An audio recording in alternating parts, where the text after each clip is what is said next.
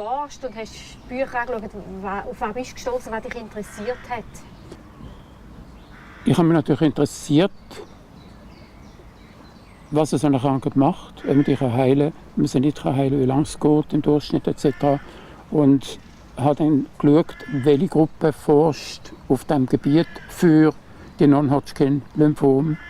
Bin dann auf den Professor Lenner gestoßen in Kiel. Das war die Forschungsgruppe für Europa und immer noch. Und habe dann prospektive Studien bekommen, die eindeutig gezeigt haben, ja, es ist das Ende. Und ich bin sehr realistisch. Und habe ich gedacht, ja, mein Leben geht ja dann vielleicht weiter im Himmel oder irgendwann, hoffentlich nicht in der Hölle.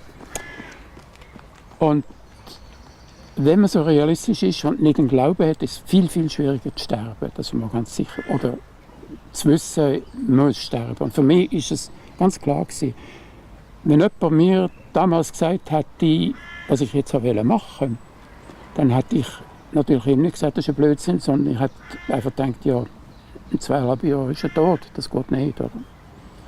Und meine Überlegung war einfach die gewesen, was machen wir falsch, dass man schon in jungen Jahren oft Krebs hat. Ich habe Geschwister, die verloren an dem.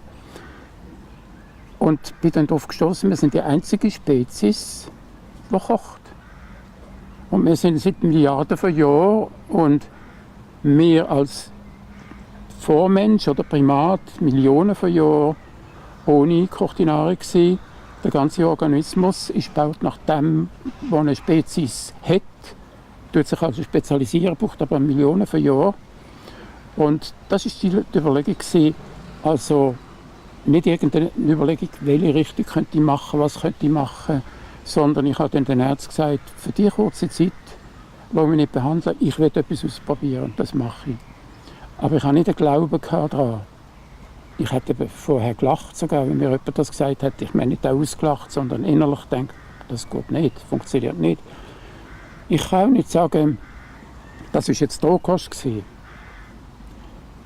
Man kann nicht sagen, du gehst auf Rohkost, 100% vegan und dann bist du geheilt. Das kann man absolut nicht sagen. Man kann es probieren. Und bei Krebs, wo man weiss, dass sie tödlich verlaufen, würde ich das zumindest neben der normalen Behandlung empfehlen zu machen. Ich habe halt den anderen Weg gewählt. Ich wollte nicht die Milz operieren und Chemotherapie für die kurze Zeit, sondern ich wollte weiterleben und schauen, ob ich mein Leben in die Hand bringe.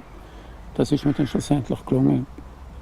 Und dann bin ich auf ein Büchlein gestoßen von einem Preuß. Ich darf das fast nicht sagen, weil ich sage eigentlich, das ist Blödsinn, was er geschrieben hat.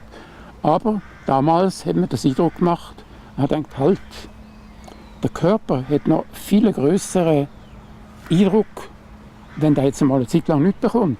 Ausser Gemüsesaft, selbst ausgepressten Gemüsesaft. Und ich konnte das aber nur ungefähr 10 Tage aushalten. Ich habe aus psychischen Gründen wahrscheinlich und auch Krankheit, habe ich dann gelesen, macht, dass man halt abnimmt. Ich habe 10 Kilo abgenommen und habe dann gemerkt, das kann ich nicht mehr durchhalten, muss ich abstellen. Und jetzt gehe ich auf Rohkost, vegan, und zwar 100%, einfach keine Milchprodukte vor allen Dingen und auch kein Fleisch. Und bin 7 Jahre lang dann total roh gewesen. Und aufgrund von Blutwert, vor allen Dingen Thrombozyten sind aber. Das kennt man bei der Krankheit. Ein Sechstel macht das allerdings nur. Und aufgrund von denen habe ich dann auch in Teneriffa später, nach 2,5 Jahren, bin dann nach Teneriffa, können mich immer wieder so alle halb Jahr prüfen lassen, ob das immer noch runtergeht. Und es ist natürlich runtergegangen, ungefähr 1,5 Jahre lang. Und dann ist es unten angekommen und hat gekehrt und ist langsam aber sicher offen. Ich würde sagen, ich habe so 4-5 Jahre den Tod einer vor Augen gehabt. Und dann langsam habe ich nicht mehr so gemacht und so. Und habe so richtig gedacht, vielleicht komme ich ja tatsächlich davon. Jetzt bin ich halt da. Hast du es gespürt, dass es dir besser geht und nicht schlechter? Du hast eigentlich erwartet, dass es schlechter geht und es ist ja dann eben in eine andere Richtung gegangen.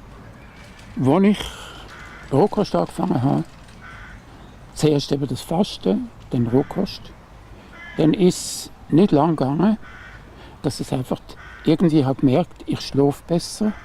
Ich habe auch noch autogenes Training gemacht zum Einschlafen, weil Das ist einfach ein Hammer, den man da erlebt. Und habe dann gemerkt, ich habe frische Kräfte. Das Müsli, ich habe das Müsli entwickelt, weil ich hatte so gerne Brot gehabt. Ich habe immer gerne Brot gehabt zum Morgenessen. Ich dachte, wie kann ich das machen? Dann habe ich ein Müsli entwickelt, das nenne ich Erbmüsli. Und ich habe dann auch bei meinen Bananenbriefen, das ist meistens nach Deutschland gegangen, dann gegeben und so weiter. Also viele Leute kennen das.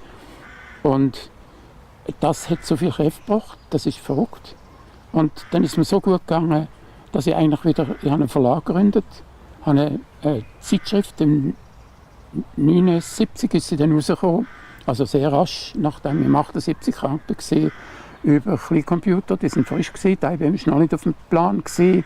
Und ja, es war eine neue Zeit gewesen. Dann habe ich gemerkt, jetzt bin ich wieder an der Schalthebel, jetzt gehe ich weg von all dem, oder? Und übergebe das meinen Leuten. Aber in Tenerife habe ich halt wieder angefangen, Bananen biologisch zu entwickeln und die dann aber auch zu exportieren und Avocados biologisch exportieren nach Deutschland und in die Schweiz, wie während damals. Ja, es war eine schwierige Zeit. Ich bin zwar dort immer der Hase im Wettrennen mit dem Igel gewesen. Der verliert nämlich immer gegen den Igel. Der Igel ist schneller.